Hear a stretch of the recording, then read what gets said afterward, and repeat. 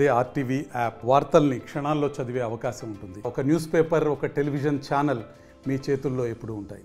అందరికీ నమస్కారం అండి. నేను నర్సీపట్నం టౌన్ సిఐ గోవిందరావు మాట్లాడుతున్నాను.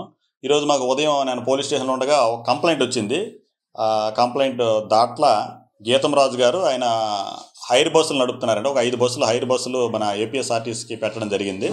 అందులో మనకి తుని టు నర్సీపట్నం తిరిగే ఒక బస్సు మిస్ అయిందన్నట్టు ముందు మనకి తెలియపరిచారు. అదేమైందంటే మనకు అది తుని నుంచి నర్సీపట్నం వరకు అది హైర్ బస్సు తిరుగుతుంది, పల్లి వెలుగు బస్సు. ఆ బస్సు ఏపీ 31TH0765 నెంబర్ గల బస్సు.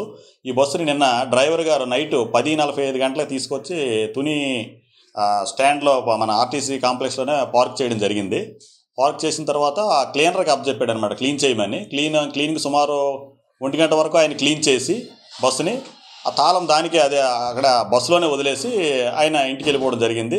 మళ్ళీ నెక్స్ట్ ఈరోజు ఎర్లీ మార్నింగ్ 4:30కి వేరే ఒక డ్రైవర్ వచ్చి చూసేసరికి, అంటే నెక్స్ట్ 5 గంటల బస్సు స్టార్ట్ అవ్వాలి, 4:30కి ఆ డ్రైవర్ వచ్చి చూసేసరికి ఆ పార్కింగ్ ప్లేస్లో బస్సు లేదు అనేసి వెంటనే వాళ్ళ ఓనర్ గారికి చెప్పడం జరిగింది. ఓనర్ గారు వచ్చి మనకి ఒక థెఫ్ట్ రిపోర్ట్, అంటే దొంగతనం జరిగిందని ఒక రిపోర్ట్ కూడా ఇవ్వడం జరిగింది.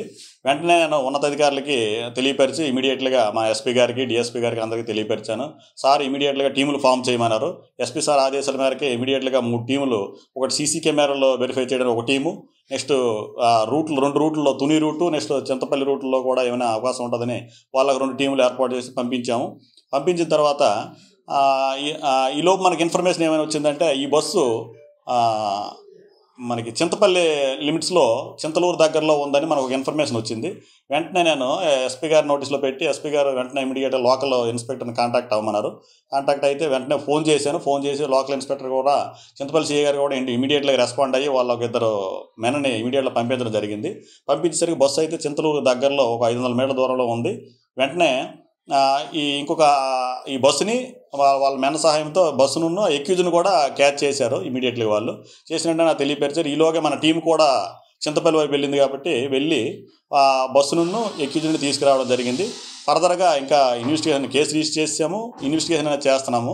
మనకి సీసీ ఫుటేజ్లో కూడా ఇక్కడ మన నర్సీపట్నం నుంచి టువార్డ్స్ ఇటు చింతపల్లితో వెళ్తున్నట్టు మనకు వచ్చింది.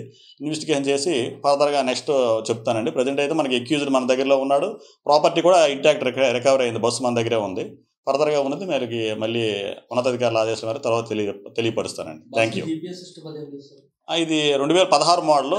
అటువంటి జీపీఎస్ సిస్టమ్ కానీ ఏం లేదండి, దీనికైతే ఏం లేదు. మరిన్ని వీడియోస్ కోసం ఛానల్ ని సబ్స్క్రైబ్ చేయండి. లేటెస్ట్ అప్డేట్స్ కోసం వాట్సాప్ ఛానల్ ని ఫాలో అవ్వండి. ఆ లింక్ డిస్క్రిప్షన్ లో ఉంది.